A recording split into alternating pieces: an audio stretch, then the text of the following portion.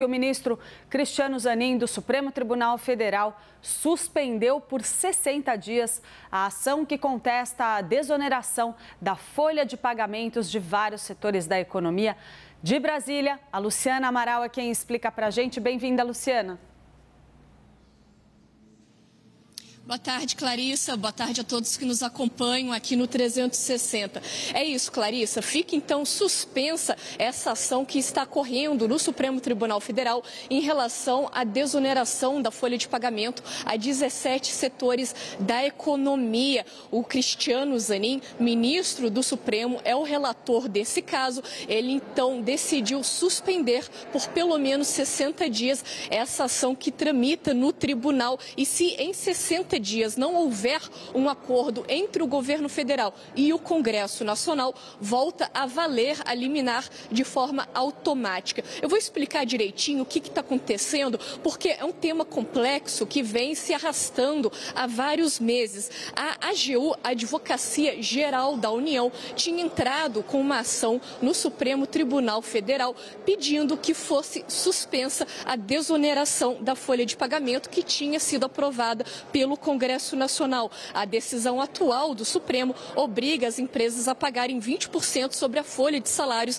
a partir da próxima segunda-feira, agora dia 20. Só que aí o governo federal, os integrantes daqui do Palácio do Planalto, também a cúpula do Congresso Nacional, vem se reunindo para tentar se chegar a um acordo, a um meio termo que seja bom na medida do possível para todo mundo então. E aí o próprio ministro da AGU, Jorge Messias, tinha pedido para o Supremo a suspensão dessa ação, justamente nessa tentativa de se chegar a um acordo ali, demonstrando uma boa vontade, digamos assim, por parte do governo federal. O ministro Cristiano Zanin pediu que o Congresso Nacional se manifestasse sobre esse pedido da AGU da suspensão. É claro que o Congresso concordou, se mostrou a favor dessa suspensão. Então, hoje, o Zanin toma essa decisão, fica suspensa essa ação por pelo menos 60 dias. É um tempo mesmo que os integrantes do governo, os líderes governistas no Congresso e a cúpula do parlamento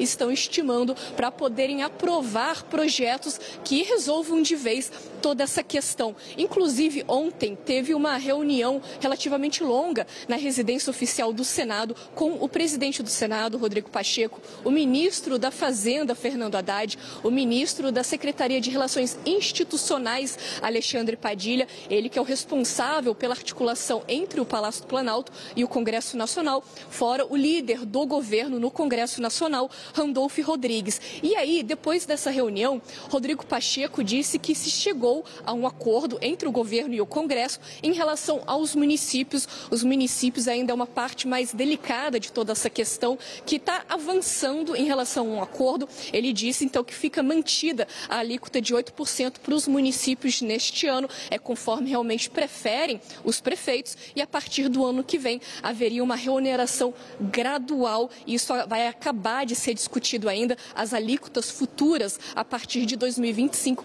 não foram divulgadas, não foram informadas, por exemplo, mas é uma questão que está tendo andamento, está sendo discutida e o acordo aos poucos está sim caminhando. Já em relação aos setores da economia, 17 setores da economia, o projeto que permite que esses setores paguem menos tributos neste ano e aí depois voltem a ser reonerados a partir do ano que vem, esse projeto já foi protocolado pelo senador Efraim Filho, ele que é o líder do União Brasil no Senado Federal, e o relator desse texto vai ser o Jacques Wagner, líder do governo no Senado Federal. Estou falando isso para a gente ver como é que eles estão azeitando bem ali, né, o acordo, para que realmente tenha um consenso na tramitação desse texto lá no Congresso Nacional. E aí essa parte dos municípios pode vir num texto novo ou pode ser incluído já nesse texto que foi protocolado. O senador Jacques Wagner, então, deve analisar toda essa questão junto com a cúpula do Congresso Nacional, com os líderes ali no Senado, para tomar uma melhor medida que seja mais viável e até mais rápido em relação a todo esse assunto.